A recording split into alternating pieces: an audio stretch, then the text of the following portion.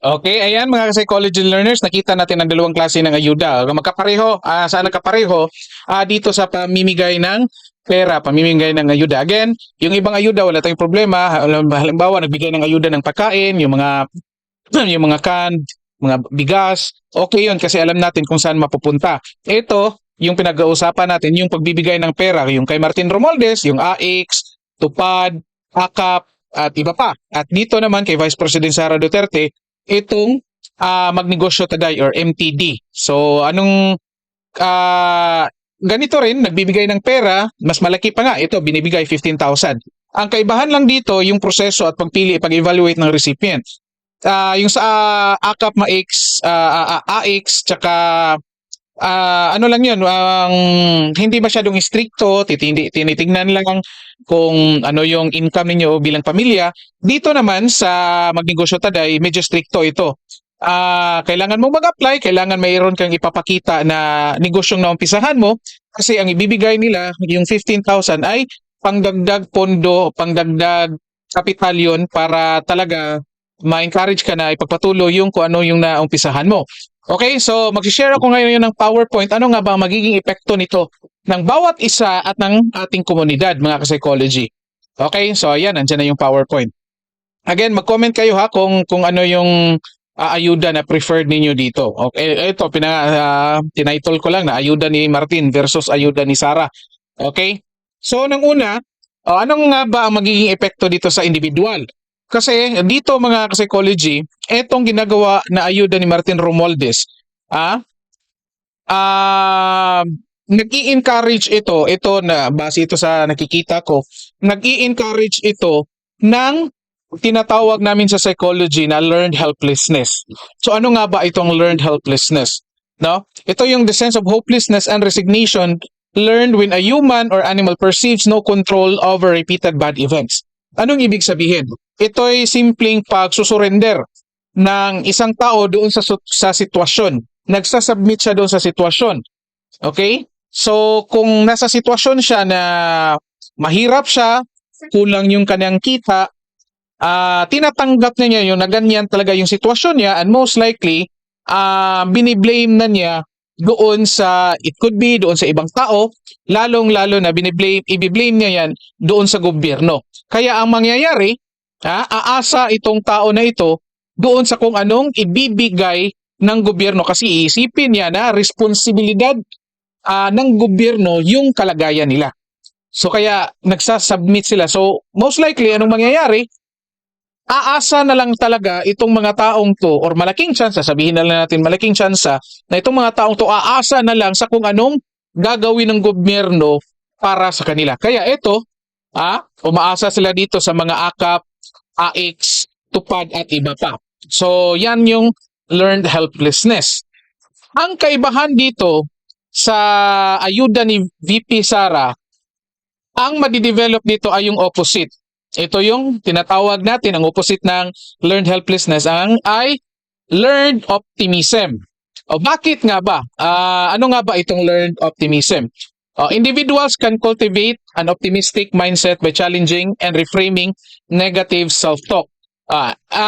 Base dyan sa definition, itong learned optimism, pinag-uusapan po ito sa positive psychology. Okay? So, ang ibig sabihin nito, simple lang in other terms, pwedeng ang equivalent na term nito ay self-determination na kung saan, kung nakikita mo na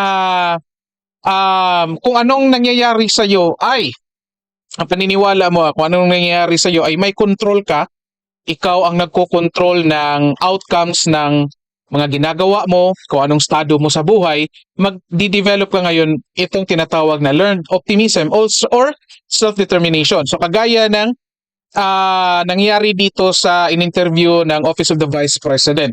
Okay? Kasi ang ginawa dito, binigyan ng kondisyon yung mga posibleng recipient. So hindi ka makatatanggap hanggat wala kang may papakita na plano or direksyon kung saan, kung ano yung magiging negosyo mo at ano yung magiging mapupuntahan ng ibibigay na ayuda. Okay? So, ito ngayon. Um, optimism. So, kaya, ang mangyayari, talaga, ang tao, para makatanggap siya ng ayuda na 15,000, mag-iisip siya ngayon ng paraan, ng mga idea para maka-avail siya. So kaya, hahanap siya ng paraan na magnegosyo, mag-iisip siya. So, lalabas yung creativity ng isang tao. Katulad nito, 'di ba? Sabihin natin gumanda yung buhay kasi maliit lang yung negosyo niya and then tinulungan ng Office of the Vice President o malaking tulong na din yung 15,000, 'di ba? So, eto. Again, parehong ayuda, nagbibigay ng pera pero ang resulta nito magkaiba. Magkaiba yung outcomes. So titignan naman natin dito ngayon ano ang magiging epekto nito sa komunidad natin. Ito pa pala. It shifts focus from learned helplessness to resilience by altering one's explanatory style, how they interpret setbacks, and view them as temporary, specific, and external. So yun na nga, sinasabi ko. Ay isipin ng mga tao ngayon na may negosyo ako, kung ano ang kung ano ang kahihinat na nito ay responsibilidad ko yan. So yun na nga, magiging creative yung tao, magiging responsable,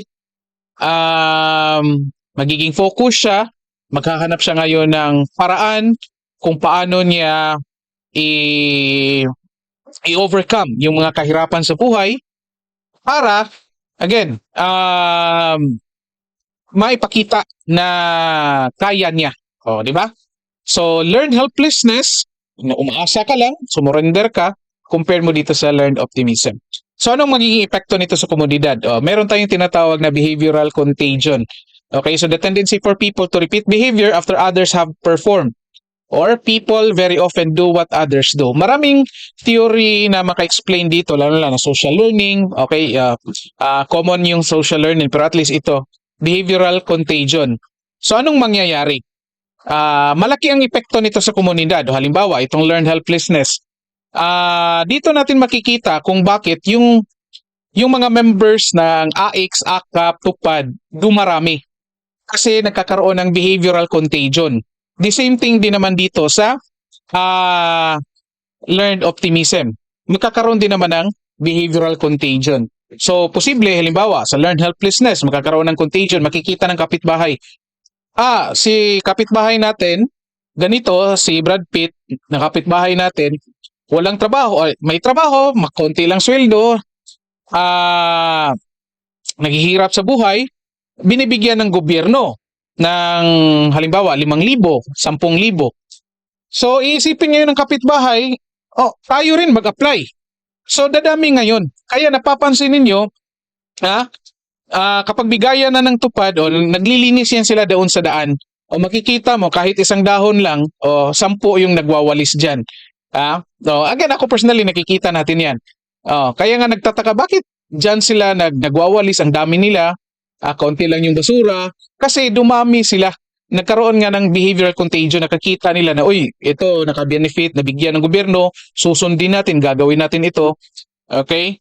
The same thing doon sa learned optimism. Epekto ng ayuda ni VP Sara. Anong mangyayari? Ang mangyayari dito, magkakaroon pa ng behavioral contagion, maganda nga lang yung magiging epekto. Bakit? Kung nakikita nila na, si kapitbahay natin na si Johnny Depp, nagnegosyo siya, tapos nag-apply siya doon sa magnegosyo taday, nabiyayaan ng ayuda. So isipin nila ngayon, para mabigyan tayo ng dagdag na kapital or mabigyan tayo ng ayuda, mag-isip tayo ng negosyo, mag-apply tayo para mabigyan tayo ng dagdag na kapital. So yan yung iniisip nila. So anong mangyayari ngayon? Again, yung tao na yon na nakakita na na-influence ng kapitbahay nila, magiging creative din siya, magiging optimistic din siya, magiging self-determined din po siya. So at imagine ninyo, isang tao lang, halimbawa si Brad Pitt sa nabigyan ng AKAP, ng TUPAD, ng AIX, imagine ninyo anong mangyari, 10 tao nakakita sa kanya. So, nadami na ngayon. Yung 10 tao mag-a-apply na ngayon. So, 11 na sila. Tapos, bawat isa may 10 makikita. So, di ba, ang daming magmo-multiply yung mga taong aasa doon sa kung anong ibibigay ng gobyerno. Maghihintay na lang. Okay? Of course, hindi natin sinasabi na lahat. Ha? Hindi natin sinasabi na lahat. Compared mo, ganun din, apply din natin yung principle na yan dito sa nakatanggap ng ayuda galing sa Office of the Vice President. Ha? Nagiging creative, naging self-determined, nakita ng kapitbahay na 10, nakita nila, sinunod nila yung ginawa ng isa, di 11 na sila. Di ba? Kahit mag-apply pa sila at mabigyan sila ng 15,000 each, walang problema kasi darating yung panahon na hindi na sila hihingi, one time lang silang hihingi. Kasi nga may idea sila, may negosyo sila. At imagine ninyo, yung 11 na yun, kahit 10 na yun, may 5 tao pang nakakita doon na kapitbahay or 10. O diba? So ang ganda ng mangyayari sa komunidad. So doon natin ma-appreciate kung anong klaseng ayuda ang mas preferred natin dito. Okay? So I hope meron kayong natutunan dito sa ating mga pinag-usapan regarding dito sa nangyayaring bigayan ng mga ayuda, mga psychology learners.